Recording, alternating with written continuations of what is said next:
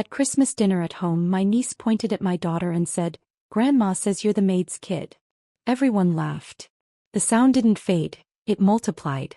Forks clinked, someone tried to cover a chuckle, and my mother's voice rose above it all like cheap perfume.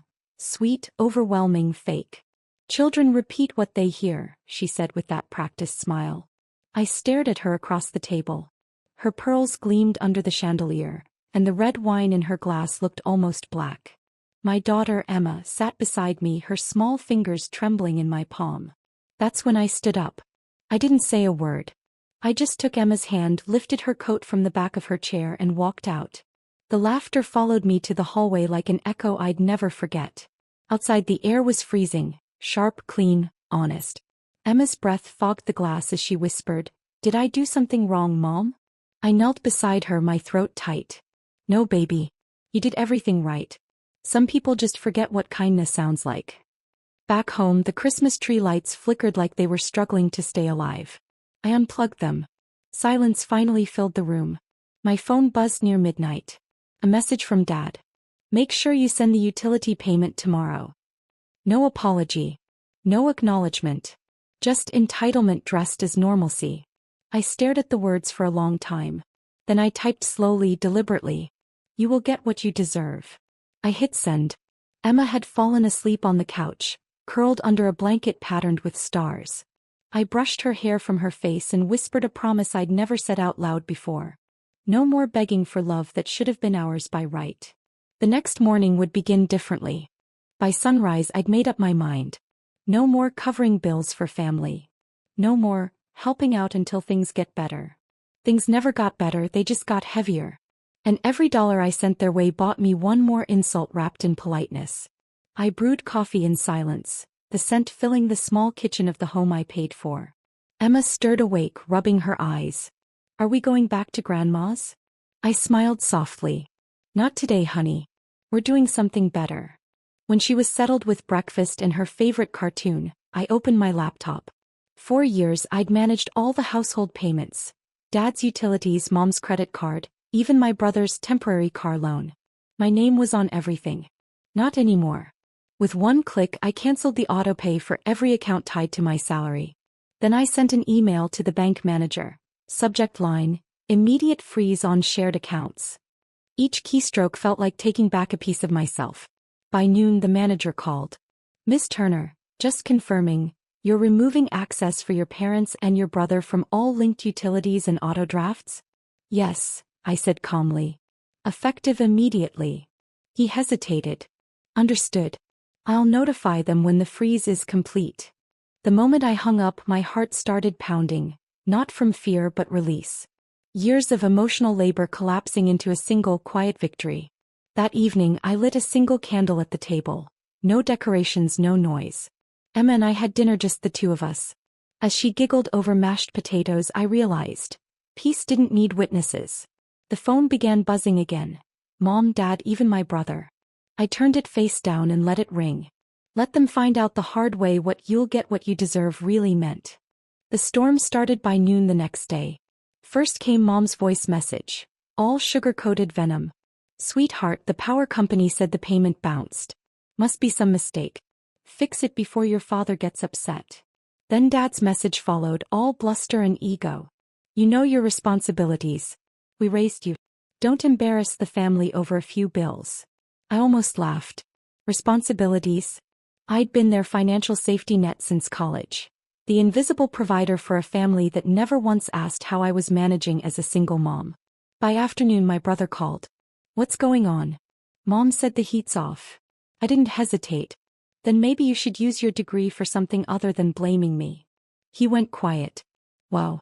You've changed." "No," I said. "I've healed." That night I got a text from the bank confirming every freeze was active. The accounts in my name, and only my name, were secure. Still, part of me expected guilt to creep in. It didn't. Instead, there was a strange calm, like the silence after a storm clears. Emma and I spent the evening making cookies. She spilled flour everywhere, her laughter echoing through the kitchen.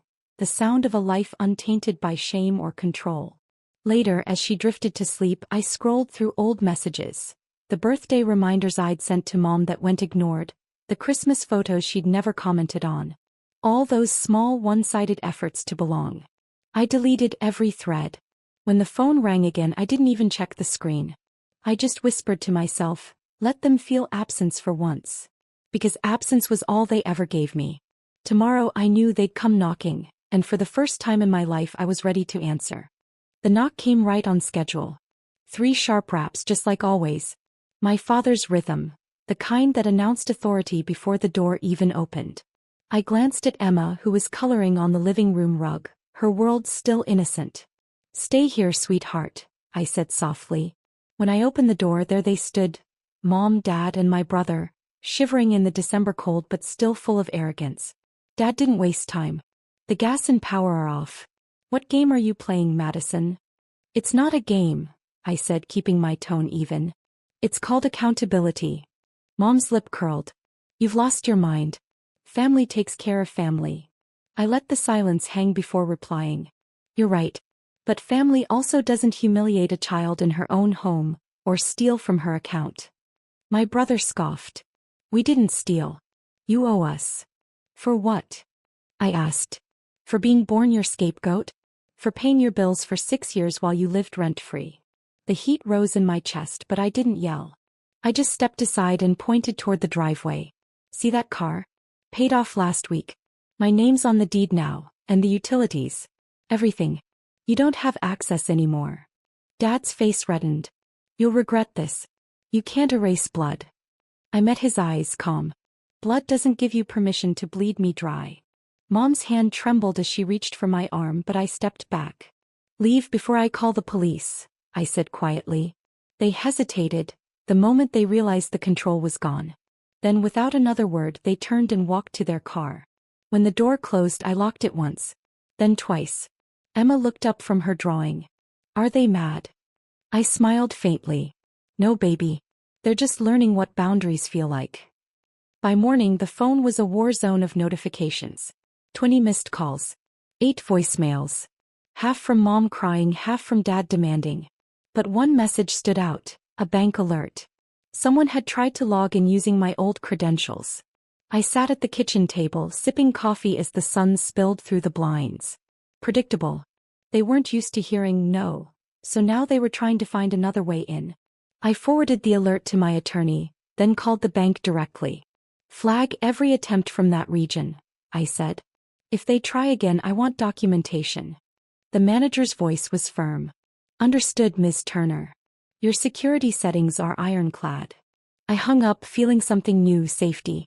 Later that day, Ethan from HR stopped by my office with a small gift bag. Inside was a card Emma had made with the help of his daughter. A thank you for helping her mom get back on her feet last year. You remind her of strength, he said. Funny, I thought how strangers could see what my own parents refused to. That evening, as Emma and I decorated her small pink Christmas tree, I let her choose every ornament. The star leaned sideways, glitter scattered across the floor, but it was the most beautiful tree I'd ever seen. Midway through Silent Night, my phone buzzed again, this time from a number I didn't recognize. Check your parents' street. Power trucks everywhere.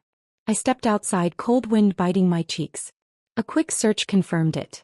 The utility company had cut service to their entire block for non-payment. The irony wasn't lost on me. They'd spent years mocking me for being too emotional. Now I didn't feel anything at all except relief. Tomorrow they'd know what true consequences looked like. By noon the next day, karma arrived faster than I expected. The local utility company posted a notice on their website. Pending disconnections for delinquent accounts in the Turner district. Dad's name sat right there. Bold, undeniable. Within hours, Mom called again, her voice breaking between anger and disbelief. Madison. They shut off our power. It's 30 degrees outside. I stayed quiet, letting her fill the silence with excuses. We had Christmas groceries in the fridge. The kids are freezing. You can't just let this happen. I took a slow breath. You mean the same way you let my daughter be humiliated in front of 12 people while you laughed? She went quiet. Mom, I continued calmly, you told everyone at that table that my child didn't belong. You've spent years taking from me, and I let it happen because I wanted family more than self-respect. But not anymore. Her tone softened. That familiar manipulation disguised as pity. You're overreacting, sweetie. We just need time to sort things out. I almost smiled. You've had 30 years. I ended the call. Emma walked into the room wearing my scarf like a cape. Mom, why are you smiling? Because, I said, kneeling to her level, sometimes peace looks like silence. We spent the afternoon baking sugar cookies, the smell of vanilla and butter filling the apartment. Every notification that buzzed after that went ignored. At sunset, I got a photo from a neighbor back home. Mom and Dad sitting outside their dark house, bundled in blankets, arguing by flashlight. Once that sight would have broken me. Now it felt like the universe finally delivering a lesson I'd begged for my whole life. And the night wasn't over yet. The following morning the story took a turn. My brother showed up at my office, unannounced, uninvited, and looking like he hadn't slept. Madison, this has gone too far, he snapped, barging into the doorway. Mom's crying nonstop. Dad's threatening to sue the utility company. Just pay the bills so this can end. I looked up from my laptop, calm as a glacier. You mean the bills they took out in my name? He blinked. You always helped before. I also used to let people insult my child, I replied. That version of me is gone. His expression hardened. You think this makes you powerful? You're just petty. I leaned back in my chair. No. I'm precise. He laughed bitterly. You'll regret this when they cut you off for good. They already did, I said quietly. 5 years ago when they stopped seeing me as family and started seeing me as a wallet. His jaw tightened, but I wasn't finished. You want to know why their power's off? Because I stopped paying to keep them comfortable in their cruelty. I stopped letting my daughter believe that money equals respect. For once he didn't have a comeback. He just stared at me, maybe for the first time seeing me not as his gullible sister, but as someone who'd grown a spine. When he finally left, the office fell silent. I exhaled, staring at the framed photo of Emma on my desk, her gap-toothed smile, her crayon drawing of us holding hands under a crooked sun. That's what mattered. Not guilt. Not their approval. As I drove home that evening, the sky turned gold, reflecting off the snowbanks like a quiet kind of justice. Tomorrow I'd finish what I started. The next morning, I woke up to a notification from my attorney. The property transfer was finalized. The house my parents lived in, the one they'd bragged about owning for decades, had been legally under my name since I paid off their mortgage years ago. And now the title change was complete. Do you want to evict them? My attorney had asked earlier in the week. No, I'd said. Just remove them from the account. Let them see what independence really feels like. So I did. By noon, the utilities were transferred to their direct billing. No safety nets. No shared accounts. No secret payments. The same system they once abused was now their reality.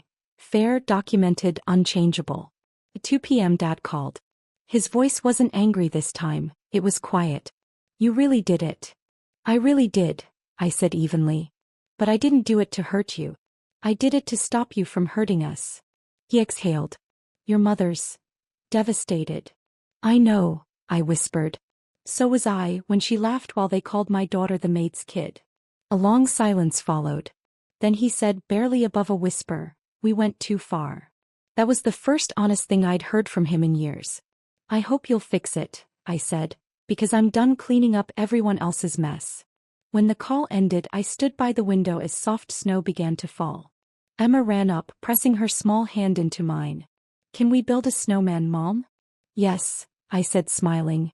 Ours. Just ours. We stepped outside into the clean white quiet. A world that finally felt like it belonged to us. For the first time, I didn't carry my family's weight. I carried only peace.